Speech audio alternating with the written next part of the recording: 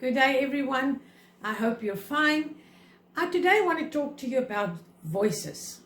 In the beginning of the lockdown, well, not in the beginning, later on, I realized, there's so many voices. I'm going to call it voices.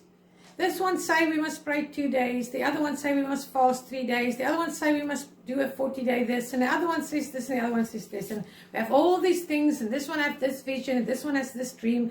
And this one says God says this and God says that. And to me, it didn't all went in one stream. It felt to me like it went like this. And I said, Lord, I don't know. I can't handle all these voices anymore. And I just get off of Facebook and stuff like that, and I didn't want to hear all these things anymore. And I was sitting before the Lord and I was pondering, and the Lord took me back to a piece that I read the first time I read it in 1 Kings 13. I also went, what? I don't understand. And it's a very, very interesting chapter, and please go and read it. I can't read all of that here. We just don't have the time. Very, very interesting. But in this chapter, you read about 2 prophets. There's this one prophet, he lives in Bethel. There's another prophet that God sends from somewhere to Bethel, to the king, to do something. And he also said to him, you're not allowed to eat or drink anything there, and you have to go another way when you go home. So he did what God told him, and exactly that. But then this other prophet heard about this, and he asked his sons, what way did he went? And they said, that way. And he went after him. And he found him under a tree and he says, come and have some food and drink with me.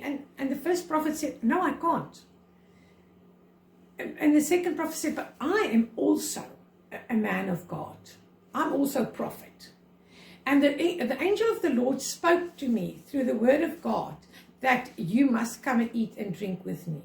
So the first prophet did that. And as they sit there, eating and drinking, this prophet from Bethel got a word from God. And he says to this other prophet, you know what? God says, because you disobeyed him, you will not be buried with your fathers. Now, in the Old Testament, that was a big deal.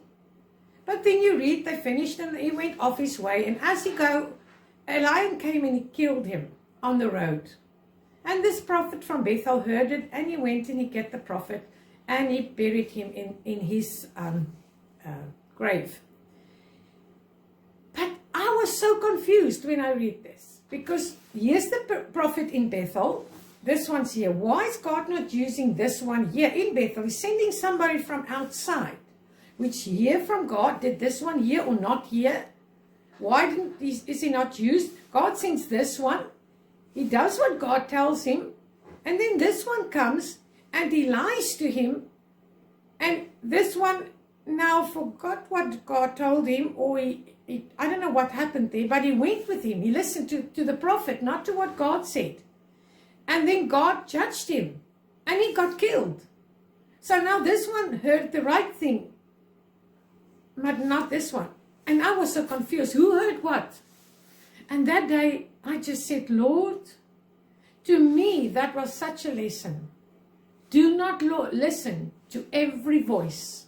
We cannot listen to every voice that comes in. Not all voices is from God. Because you know what? The word of God is his voice. His word is a living word. It's not a dead letter. It's a living word. And this word, you know what this word says?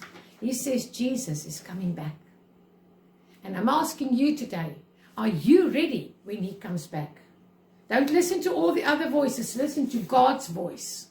And God's voice says, you must be ready. You must take Jesus into your heart as your personal Savior. Because only then you will be saved. So Lord, I pray today that you will help us. That we will only listen to your voice.